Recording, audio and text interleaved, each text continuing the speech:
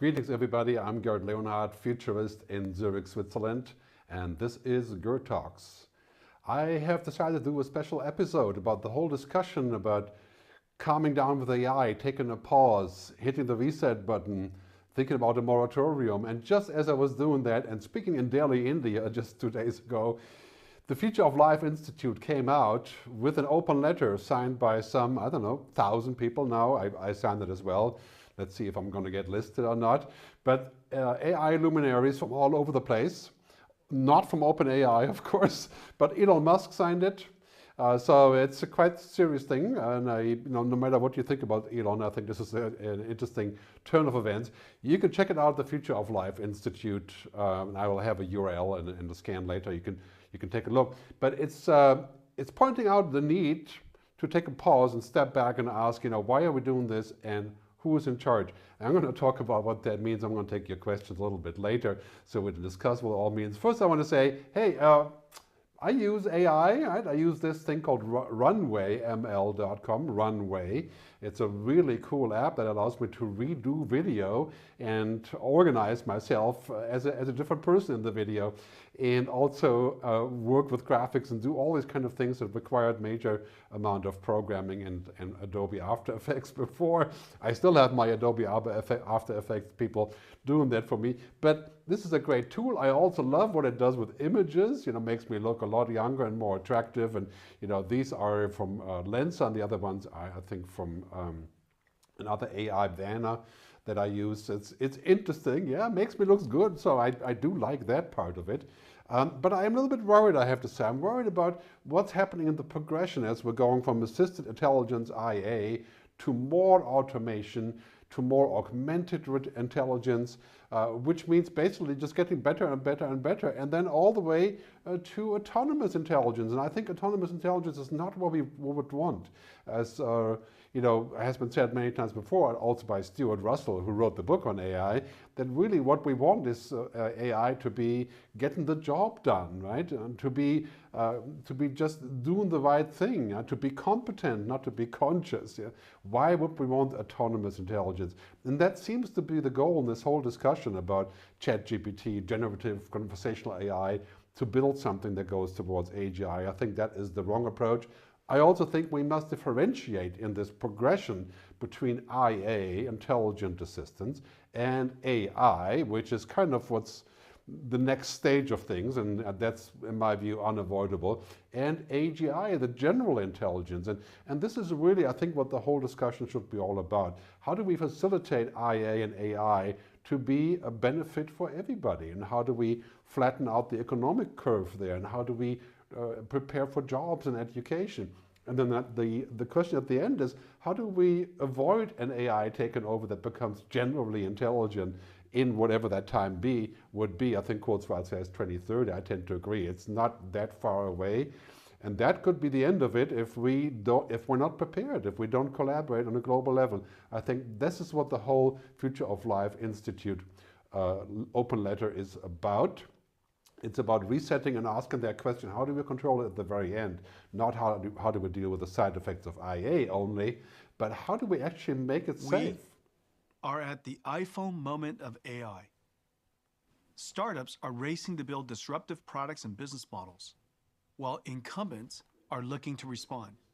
Generative AI has triggered a sense of urgency in enterprises worldwide to develop AI strategies. Customers need to access NVIDIA AI easier and faster. NVIDIA accelerated computing starts. Well, that's very interesting what NVIDIA does, dear Jensen. But I think this is part of the problem right now. We're seeing AI becoming a huge business, a $1 trillion business. Probably the biggest business opportunity ever is to turn humans into machines and vice versa, and to essentially build a human machine. And I think great that we need all this processing power and the GPUs that Jensen sells. And I think he's an interesting and probably well-meaning man. But what is the question apart from huge revenue streams and huge new possibilities with AI? The question is about purpose. It's about where we're going to go with this. And so, pausing the giant AI experiment as the Future of Life Institute is proposing is a good idea. It's a good idea for many reasons, because right now there's kind of a crazy moment. First, the Sputnik moment of OpenAI, and then the moment of the moon landing. Allegedly, we went to the moon, some people would believe. That's probably true. But now, of course, Microsoft wants to go to the moon, and Google wants to go to the moon, and Baidu and all. Everybody else wants to go to the moon and beat the Sputnik moment. Right? But I think if we look at what OpenAI is doing and what the Future of Life Institute is setting forth, I'm going to read this for you because I think it's really, really, really important to keep this in mind. Contemporary systems are now becoming human competitive at general tasks, and we must ask ourselves, should we let machines flood our information channels with propaganda and untruth? Should we automate away all the jobs, including the fulfilling ones? Should we develop non-human minds that might eventually outnumber, outsmart, and obsolete and replace us? Should we risk the control of our civilization? That is a really, really good way of putting it. It's what I've been thinking all along. That's why I'm so excited about seeing the open letter. In the second paragraph, it gets better or worse, depending on how you want to see it. Such decisions must not be delegated to unelected tech leaders. Powerful AI systems should be developed once we are confident that their effects will be positive and their risk will be manageable. I couldn't agree more. It's really nailing it down in a very good way. We need to work together until we can manage the risks, so we don't end up in the same place than we did with the oil economy, which is all the risks and the externalities were pushed off to people and the government and paying the bill for the cleanup, so to speak. And we see where that has gotten us. And social media, which I'll talk about, same story, right? So that continues on the next page of this declaration, which I really love. It says, we call on AI to immediately pause for at least 6 months, for the AI labs to pause, and to think about pausing the training that goes beyond GPT-4. I think that is a very, very good way to put it. This pause should be public and verifiable and include all key actors. If such a pause cannot be enacted, we should have a moratorium. And that is just unavoidable in my view. 6 months is a very short time. We need public officials, politicians, governments to be involved in this conversation. The UN, everybody, right, to think about a moratorium on artificial general intelligence. This is a global concern. It's not just a military concern, I'm sure, between China, Russia, and the US, and other countries that are shooting in this direction, including, of course, India and other countries. I mean, this is something to think about. Do we need a moratorium? I think that's kind of unavoidable. The second part of this, AI labs and independents should use this pause to jointly develop and implement a set of shared safety protocols for advanced design and development that are rigorously audited and overseen by independent outside experts, hopefully better than the Facebook board. These protocols should ensure that systems are adhering to a safe and reasonable doubt standard. So this is really, really, really important, and that's why I printed this out and hung it on the wall by myself, repeating what I've been saying for years. This does not mean a pause on AI, on developing AI, merely a stepping back from the race to ever predictable black box models with emerging capabilities. That is really what it's all about. So this text is really sort of the gold mine behind this whole conversation I've been having also on my book, Technology versus Humanity. For the last couple of years, I've been talking about what exactly that means. That book, by the way, is here. It is still pretty much up to date, even though it's 6 years old. It's mind-boggling how topics come back to you. So basically, we need to think about and refocus this whole conversation about what AI is up to. So that is really, really important. Should be refocused on today's meaning, right? We have to actually put the purpose back into this whole thing. So, and Sam Altman, the CEO of OpenAI, of course, hasn't signed this agreement or this open letter quite yet. He probably won't, but it would be smart if it did, in my view. And he says the coming change of AI will center around the most important human issues, the phenomenal ability to think, create, understand, and to reason. And that is really what makes us human. And he says we're moving to the AI revolution because of this. Clearly obviously the case, but the revolution will generate enough wealth for everyone to have what they need. I mean, of course, this is kind of techno-utopia that's quite typical for Silicon Valley, because to produce what everybody needs, we need a lot more than technology, but this may be a step towards it. But he does say at the end, if we as a society manage it responsibly, right? I mean, this is the key, to manage responsibly. And we haven't done that. We haven't done that with social media. We haven't done that with telecoms, with the Internet of Things and big data and cloud computing. And of course, healthcare, digital healthcare. We have to think about managing all these things responsibly with regards to the externalities. And that, to me, is the crucial point. You know, how do we manage responsibility when machines have the ability to think and create and to reason, as this little animation shows us, you know, where machines can actually start to ponder about the state of the world and then nod their head and try and understand it. We're only like 10 years away from this. So this is something we have to think about. How do we control a computer that understands the world, that has an IQ of 1 billion? And is it controllable? Should it be? I think it should be, and it must be, but many people are saying it will be impossible to do so. So good time to think about what would happen when we have a machine that is starting to create most of the text and images and videos and films and people, right? We're moving into a synthetic future where everything is made by a machine, put together by algorithms. That is a scary thought. What kind of lens will we have when we get to that point? And who's in charge of this? Will it be one of the tech companies? Will it be like social media, where only a few players are in charge as to what we read and nobody is really accountable? That's a very sad state of affairs. If most content is synthetic, how will we know reality? How do we know who to trust? Imagine if you could speak to your mobile phone and you can just ask the questions and then you get a reply spoken back to you. Imagine 800 million Indians that are now online doing that and asking for results. And then we have to make sure there's some truth in there and some verifiable facts. Otherwise, democracy is finished. So, big topic. I think we'll talk about that in the questions. But imagine what will happen when the whole thing goes to voice, which it is just now doing. And the genie comes out and just answers questions. And a lot of people that use these kind of apps are not going to be very critical about the answer. I call this a Google Maps problem. You know, Google Maps is amazing, but it's very often wrong. And we know it. But would we know it with an app like this? You know, with a kind of possibility of sounding like a human and sounding super smart and being the perfect stochastic parrot, as some people have said. I'm not going to talk about the parrot today. Anyway, this could be heaven or it could be hell. And the heavenly part, of course, is really quite simple. We can possibly, in generative AI, use efficiency and productivity gains and offloading commodity jobs and moving those up the food chains and save lots of money in jobs that are essentially commodity, or parenthesis, donkey work, that many of us are doing every single day. And I was just in India, where 20 million people work in the call center economy. That's a great example. That will be a bad event for those people. But, you know, we can boost knowledge work and research and discovery. My work is going to be a lot faster, is already faster, using ChatGPT-4, where I can ask questions and prepare for gigs and drill into research. Makes my work faster. But a lot of other things, of course, will have serious side effects. But this is a plus, maybe not heaven. That will be a bit of a stretch.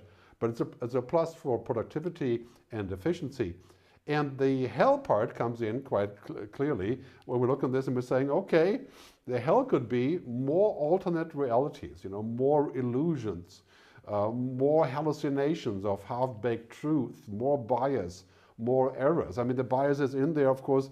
This internet version is mostly American. So how would European values, or let's say Indian languages, 367 of them, and the philosophy there being put into this whole conversation? They just wouldn't. And the machine would just kind of ignore that because it's not in the database yet, for the most part. More automation of human narratives, more things that we would just do because we're lazy, naturally lazy, so to speak. We just let the machine do the job and tell the story and write the story in the newspaper and make the television plot. More reductionism, boiling the world down to like very simple facts, cookie cutter stuff, because that's what the AI sees. It only sees the obvious, right? The things that are right in front of us. It doesn't see anything that's not about emotions and intuition and spirituality, any of those things. More dehumanization and more de-skilling. That is something that we have inadvertently gotten, of course, from the internet, but also from social media, that we haven't done anything about. We're not prepared for this. To be prepared, I think we really do need to stop and pause and think about what are the implications and who is responsible.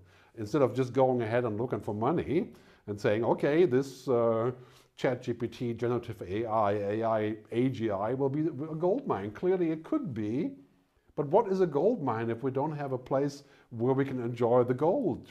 You know, when we find a place where basically we have a lot more money, but the world as we know it is coming to an end because we're going to be merging with the machines. Let's keep in mind the way that machines see reality is a totally cut down version of what we see in reality. Reality isn't binary. You know, machines see the world in a 90% reduction, which is about language. Again, the parrot idea, right? It's a fancy autocomplete, basically. Yes, and it's getting better and it's getting smart, parentheses, but it doesn't see the world like you and me, like humans. Allegedly, humans are watching, seeing it like this. It doesn't. Right? We have ears and eyes, and we experience the world in a whole 360-degree fashion, impossible for a machine. This little clip here from the Stones really shows it very nicely. I mean, the whole, I can't play the video. It's a song called Start Me Up. I'm sure you're vaguely familiar with that, the Boston Dynamics spot, because if I play the video, I'll get banned on YouTube on this video because of the sound and those holy copyright laws. But a couple of key points on this. First, learning is not about memorizing, downloading information and regurgitating it. That's what machines do. We don't do that. We learn in a plastic, flexible way. We're always changing things. We're always taking in all input. Intelligence is not just data processing. For machines it is, but not for us. We're processing real life. Right? Humans don't think with just the brain. I mean, everybody that's in psychology or psychotherapy or biology even, or even technology can tell you that we don't think, we think with the body. We think with absolutely everything. It's very hard to figure out, you know, with left brain. None of that is left brain, right brain stuff, right? It's just not real. Speaking is not the same as thinking. Just because an app can speak doesn't mean it's thinking. It's just doing the parrot thing. And I don't want to harp on the parrot too much because it's kind of oversimplification, but humans aren't binary like data. We are multinary. We can think several different disparate things at the same time, and we can find meaning without any language. And we have a fuzzy environment, and we can do all these things at the same time, and real life goes beyond data. Most importantly, logic alone is not enough. People say, it's an old, I think, saying from Guinea, right? Knowledge without wisdom is like water in the sand. We can have lots of knowledge, but if it's not in the right context and the right combination, then it just kind of trickles away and it means very little. And also, you know, a lot of logic and knowledge without understanding and without concern and without consciousness can be very dangerous too. Not in humans and in machines. So logic alone is not enough, and humans are all sensing. We sense the world totally like this, where we experience it in many different ways. I think the best possible camera lens, for example, today captures 3 to 5% of the human eye, the possibilities. And then, of course, it captures different things as well, which is really interesting. But it makes a good combination, in my view, as long as we don't overdo it. And, you know, do too much of a good thing is a very bad thing. So, great saying here, I think this is originally from Arianna Huffington, algorithms know the logic of everything, but the feeling of nothing. Imagine living in the world run by an AI and by algorithms that has feelings for nothing. It cannot identify feelings, values, ethics, purpose, any of those things. I mean, that could be a very, very dark future. I think we don't want to go down that road by just saying, well, machines can be better politicians or, you know, better therapists. I mean, there's people seriously thinking about these things. I think it's just crazy when we think about this idea of a handshake between humans and machines. We must think about how our part is being kept up, how we protect what makes us human. And what makes us human? Right? Of course, compassion, empathy, emotions, understanding, foresight, all the things that machines know nothing about. Very important that we focus on balance and safety, security, ethics, control, And that is part of the proposal, I think, of the Future of Life Institute, is that we sit back and say, well, how do we actually make that be part of the program? Or how do we carve out human inefficiency? We're going to need a moratorium on many of those issues. To allow inefficiency, that's counterproductive. Right? If we don't allow inefficiency, we won't exist. And I always say half jokingly that if an AI was put to the task of dealing with climate change, it would first say, well, let's kill all humans, because it's the most logical approach. We'll just completely solve the problem. So the question really is one of purpose. Why are we doing this? What is it supposed to do? And I think really the Future of Life Institute pledge comes down to boiling down this idea about what the goal is in capitalism. You know, how we can go from this focus on profit and growth to a larger story: people, planet, purpose, prosperity, as I call it. That's underneath all of those discussions. If we're just going to look out for money, we're just going to go full length into basically mechanizing humans and humanizing machines. That would not be a very good future for us, and the outcome would be dark. As we can see here on social media, if asked here by the Atlantic Council, what by 2023, if social media is going to be a net positive or negative, most people say, well, 53% and quite a few others, right, are saying, no, it's not going to be a net positive. And how do we make sure that AI is a net positive? Well, that's currently not in the agenda of the companies that are putting it out there. I think Microsoft is making a great effort, clearly, but it shouldn't just be up to one company, obviously. There needs to be standard, a rule, you know, a council, a program, a moratorium ultimately on the side effects, because technology has no ethics. And I would say that some tech companies do have ethics. Apple, maybe Microsoft, maybe others. You know, that is question to be discussed. Facebook, in my view, has lost ethics a long time ago, as I'm sure you're aware of my Facebook rants on this, but I'm not going to get into this now. Technology has no ethics, and we need to put the ethics in. We are in charge of this. Ethics is knowing the difference between what you have the right or the power to do and what is the right thing to do.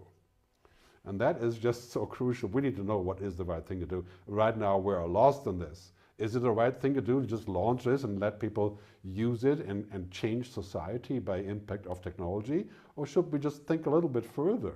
I think we need a pledge. I call this the technocratic oath, like the oath that a doctor takes. I will place human decency over potential technological gains in all cases. That's the pledge I want to see from all the AI companies, from the AI scientists, from the AI community, and of course from the governance systems around the world. Basically, human potential and human decency and human flourishing has to be the top objective. Of course, human means planet as well. Let's not forget that. It doesn't just mean humans. It means all of us living here. So when I made the film last year, the Good Future film, it came back to me as an answer to this whole conversation about this open letter. Right?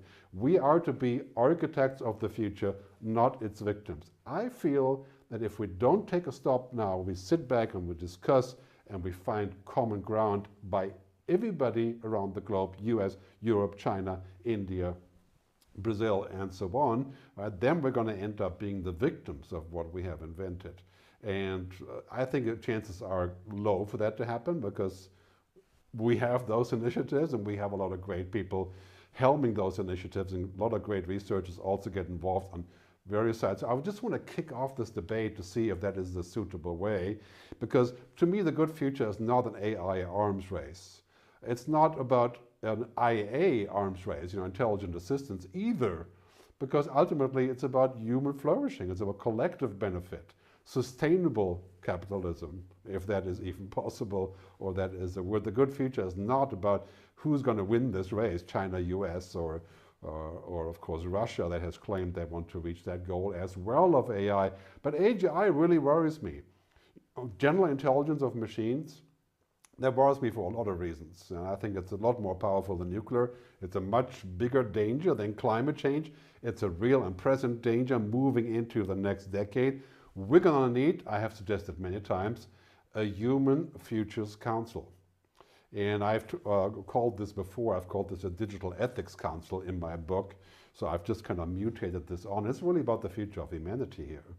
And we have to get together and figure out how we're going to get enough smart people and clued in people and people who are going beyond logic, right, to bring this in, how we're going to collaborate on a global level. That is the agenda. I'd be happy to contribute in many ways that I can, and I have. But there's a lot of great people out there who are quite suitable for this, to bring this onto our agenda and to think about this. And of course, the UN is very much involved with this as well, and the Sustainable Development Goals go in this direction as well. So I salute the UN for doing that, but we need to look further. And this is the time to do it. This is the time to take a break and take a look and say, how do we collaborate? How do we make the best out of this situation? Quoting my book as a final thing that I think will wrap this up quite nicely, we should embrace technology, but not become technology. So I salute this initiative, the open letter, and I think it's really, really important that we review and sign it and spread the word. As I know right now, the open letter, it can't really be signed because there are too many people having signed it. I think it's kind of in a holding pattern right now. But here's the URL where you can spread the word and you can take a look and you can tweet about it. So thanks very much for listening. And now we're going to switch over to our live conversation. Really appreciate all of you being here and listening to what I have to say. Thanks. Hello, everybody. So as you may have guessed, this was actually a pre-recorded video. It turns out, well, I recorded this afternoon, so it's very much live and ad hoc. But I'm actually here with you now, actually in real life, so to speak. As you can see, I'm flesh and blood.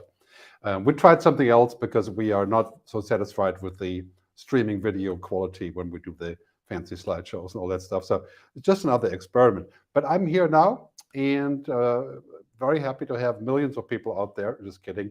For the first time ever, we're going to try something today. If you can manage to read the link, we're going to bring in a live viewer with audio and with video. And here's the link. So for the first time ever, I don't know exactly how you will write down this link. It's a little bit tedious, but if you want to join us, me here live in the studio, you can come in. You have to use the Chrome browser. Make sure that you give permission for audio and video, and go here and enter the studio. And if I see somebody there, I will bring you in so you can ask a live question on the video feed as well. Keep in mind, please only do this if you're going to ask a short and interesting question for the millions of people out there, and also be prepared for technical reasons to actually do this. I'll bring the link in again later. Next time we're going to have a QR code so that you can actually do this much easier, because I do want to hear from you. Anyway, let's go to different comments. So first, let's go to this one.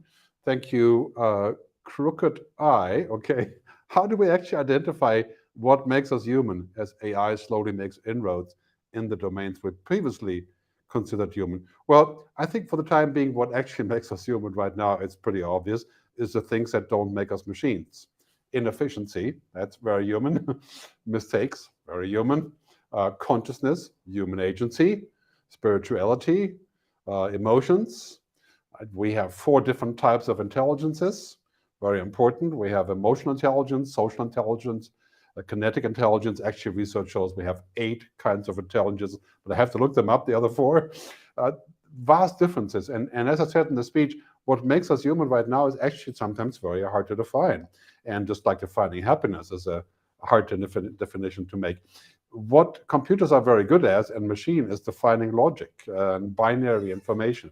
And I think that's what we have right now. And we should use that to create a powerful tool. And it will make a powerful tool by providing us with limitless intelligence that is logic. But logic alone is not enough. You heard that before. So thanks for the question. But I think for the time being, what makes us human is pretty well defined. In 10 years, will machines have emotions? Will they have agency? I think they can very well probably fake agency, simulate it. And therein lies the problem. That is the whole problem I'm having with the artificial intelligence conversation, is that I do not want to create machines that do this, because there would be no point. I want machines, as Stuart Russell says, to have competence, not consciousness. I think that's where we need to cut the line. And hence, I really welcome this initiative. And Cory Doctorow just sent a link. You can find it here, about a dissenting opinion. I think we should take a look. We'd love to have dissenting opinions. He just sent me a Twitter message while we were streaming here with this link from Snake Oil, AISnakeOil.com, and on Substack, of course. You should take a look at the dissenting opinions, and there's quite a few people who say that this initiative is useless and it can't be done, and all these things. So if you have any questions about that, you feel free to chime in and come in with that. Let's bring another comment here. Marla Mukherjee-Seuss, she says, didn't Alphabet just fire its entire ethics team? Yes, it did. And I think that same thing happened at Facebook and other social media places as well. I think that's absolutely the wrong direction. People think of ethics a lot of times as putting sand in the gearbox. I think it's humanly essential to deal with what makes us human, what human values are, and the things that we could be doing, but that we won't be doing because they're unethical. And of course, that's in social media, that's a misnomer, because there's no such thing that is unethical in social media, which is kind of pathetic. And that's really what I'm complaining about. I'm going to switch this so we can get rid of the QR code here. I think there's another one, yeah. Keep it a little bit cleaner. That was the QR code for the petition. But yeah, I mean, yeah, it's a big problem. I think we're focusing a lot on revenues and money, and that is going the wrong direction. And I'm really kind of concerned about that, where that is going to go and what that means for all of us. So thanks for the question. And I'm going to bring in the link again here, the Restream link, how you can join me live if you feel, whoop, nope, oh, no. Okay, well, Marla was there. I'm going to bring this from the same person, right? You did tests with ChatGPT, you can fake empathy. Yes. Yes, it can fake empathy. That is because essentially it's going back like a giant parrot to a very large database of trillions of words and finding meaningful things. And that is an amazing simulation. It's kind of a lot like Google Maps, a simulation of real-time knowledge of the world of maps. Works really well, but it isn't the same than real-time in the map on location. I think it's quite obvious that what it's capable of is very confusing to us because we take it as being very real and slick and funny, and therefore it has agency. But no, it does not. Language alone is not enough to define agency. That is something I think we should keep in mind. I'm going to bring in the link again here. So first time ever, if you want to come in with video and audio, I will see you here in the Restream studio, which we're using to do this show with, and has proven to be quite a cool app. If you want to join us, just go on Chrome, put in this link, studio.restream.io, and then this EYF stuff that you can see here. Just write down the last part of the code. Next time we're going to do a QR thing that you'll be much easier to use, and it will look a little bit like this. I think we used this for a while, like this. This is my film, the 2021 film, The Good Future, and we're using the QR code thing for the first time. But it's a pretty cool application. I think that you would enjoy using and all that stuff. So I'm going to put this away. If we have any other questions, please do post them. I think this is a really hot topic. I'm entertaining all different opinions here. So please, if you have opposing opinions, to put them in there. I think we have a few more up here. Mike Bebel. Hello, Mike. Thanks for joining us.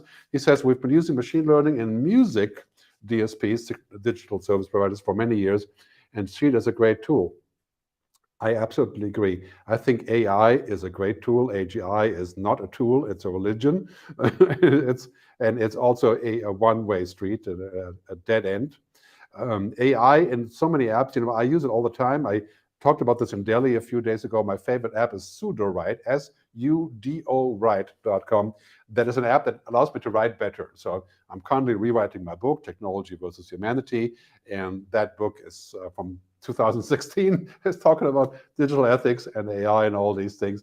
I'm rewriting it. I'm using a SudoWrite to actually help me fix sentences, come up with new ideas. It's a great tool.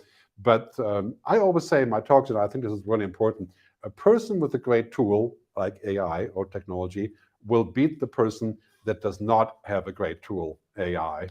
But just AI will not beat us, because it doesn't know what the purpose of things. It doesn't know the context. It doesn't know real life. And it may eventually know all of these things in parentheses, right? But like I said in the talk, again, knowledge alone, it could be quite dangerous. And knowledge without wisdom is like water in the sand. That's one of my learnings, of the week. I keep saying it. My family kids are already sick of hearing this, but knowledge without wisdom is like water in the sand. That is just so true. Thanks for your question, Mike. And we have Chris Perry here. Chris is a regular visitor on my shows. Thanks very much, Chris, for being here. What is the benefit to AI on global business, undermining human value and uniqueness for profit? Who will buy the profits they generate? Well, we shouldn't pour out the baby with the bathwater. Providing intelligent assistance and even some kind of AI to business processes is going to be amazing. It saves time. It makes things faster. It saves my time for sure. It creates new values. It provides new jobs, probably. I think if we take it further to the degree of saying the end of routine is coming, that people don't do routine jobs anymore, then I think we're going to need to look at what do we do with 20 million people that work in the call center when 92% of them are automated. When I was in Delhi 2 days ago, I looked at a stat about India. It said 120 million people will be displaced by AI. For example, sales clerks and simple financial advice, call centers, data input clerks. I didn't even know that job definition. So yeah, very, very big story. We're going to need to think of a social solution, right? We can't just have this kind of idea that what's happening is that we can just simply forget about all of these things and just kind of see what's coming next as an experiment. We're going to have to really need some get some activities on the foresight, right? And I think again, when I was in India, this is a big topic because this is not just 2 or 3 years away. It's maybe 8 years away or so, but it's coming very quickly. Just like climate change is much quicker than we would have ever thought. So foresight is crucial. Foresight is mission critical. And foresight is something that humans have that's unique to us. Intuition, emotion, imagination. As Jeff Bezos said the other day in a great talk, well, it was a few years ago, he said he makes most of the decisions based on intuition and imagination and gut feel, not on focus groups. And he's a very methodological man. And so it's really interesting. That is kind of what makes us human, and we definitely need to further that. I'm going to see if I can get some other people in here on the chat. So let me see. Yeah, there's more questions. LinkedIn user. Okay, hello, LinkedIn user. I don't know why you got to be the LinkedIn user, but you are. Could you share your vision of how ChatGPT will be used for education? We have a group assignment for strategic business. We'll introduce our finding at this topic tomorrow. Okay, how would it be used for education? Well, I think it's learning on steroids. I mean, learning an entire different way. The only thing about learning is that learning is organic, right? So it requires conversation. It requires real-time meeting. It requires people to people. It's not just information. So it gives me access to information and, of course, language translation, which is going to be amazing. So I can speak on my phone in Hebrew and comes out in Farsi if I want to. That is going to really boost information dissemination and research. I think it's fantastic that today people have these things available that, when I went to school, it was, off to the library and taking out the books and highlighting, well, not highlighting, but copying what was there. And then we went to Google, and now it's going to be doing research there. I think that is pretty amazing. It is, however, logic-based research. And I think the inherent disadvantage of large learning models is really quite simple, is that we'll take all of the information that's out there, even in real time, but it's still just combining information. It's not aware of the content of the contextual part of it, and it will not make sense out of it in a human way. And humans can also ignore information and say, well, this is a dead end, I'm not going there, I'm going here. So this kind of plastic way that we use the brain is completely different. I think that education is really ready for a serious overhaul, and many people have said for quite some time that the next Google will be in education, and I kind of believe that's true, because we really need to step up our education learning away from the downloading stuff to the creative stuff, and away from science, technology, engineering only as the only important thing. As we can see right now, ChatGPT will do its own programming, and we'll just tell it what to do. And we're not quite there at the Star Trek moment of ordering a pan-fried catfish on the 3D printer, but we're pretty close to that moment of where that's happening. So we have to rethink education. I'm going to Montreal to the CCAN conference on April 24th to speak about that to 1,000 or so educators and teachers. And I think the great thing about education is that there's plenty of things that we can learn that has nothing to do with logic. And that's really where humans are. We're going on this Maslow pyramid in a way from the lower bottom of information and data. We're going up to the next level, which is tacit information, quiet knowledge, wisdom, and of course consciousness, and all of these things, sense making that humans can do. So information and education. Now we're looking at vast changes here that are coming. Okay, Stefan Eichinger, let's bring you in here. Quite happy I can bring that many comments in. Sorry, I have to look over there to do that, but I'm not perfectly set up here in the studio for this. We usually do it with more than one person.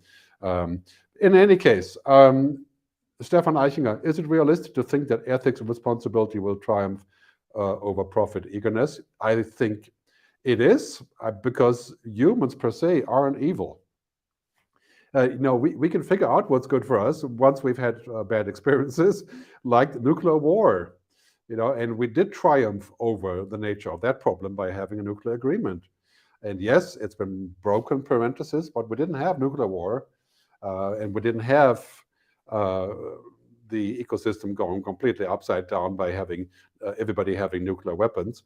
So we were able to prevent that. We did that in the COVID crisis. We were able to collaborate, even though many other things that didn't work, and so on and so on. But I really believe that we're moving to a different form of capitalism. You can see that all around us. The millennials, the younger people between 20 and 40 roughly, and the zillennials, the younger ones, are coming to a conclusion the world can't work with just profit and growth. And then we will collapse. So my view is that if we're going to go into a future based on saying we need to become one with technology, singularity, transhumanism, then we become one with technology, then it's basically game over for us as freestanding humans. We merge with technology. I don't think that's a very good idea, and that would also be the winning of would be the ultimate triumph of a financial system that puts profit and growth over pretty much anything.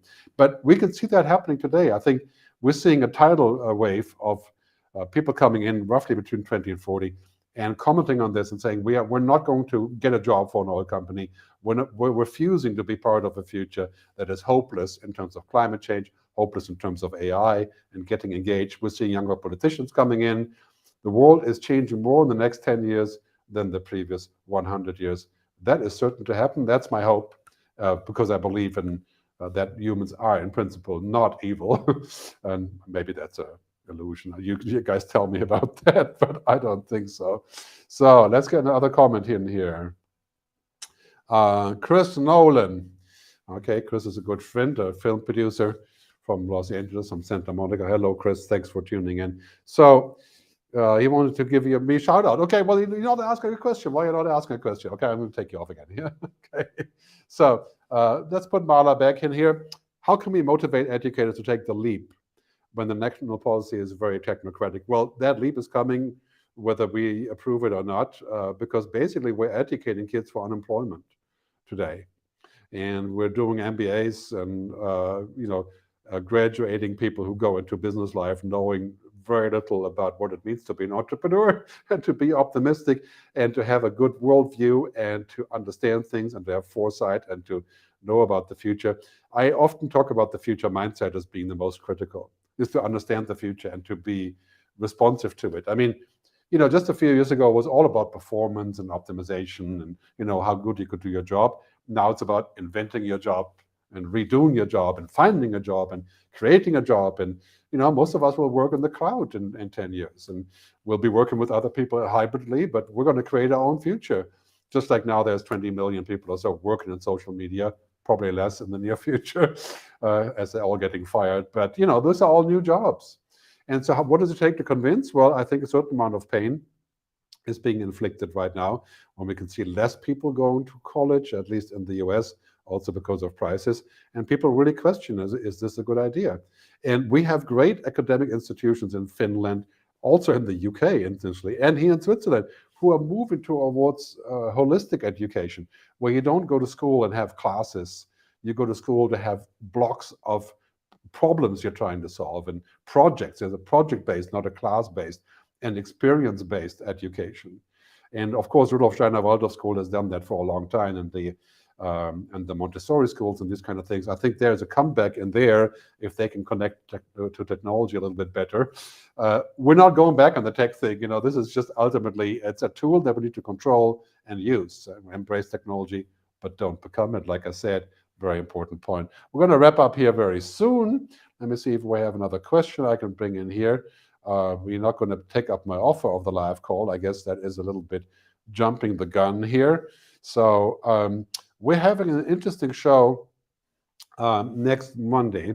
I'm doing a really amazing project with my futurist friend Anton Musgrave from Cape Town, South Africa. It's called The World by 2030, and it's going to go live for the very first time this coming Monday. theworldby2030.com is not up yet, but it will be tomorrow.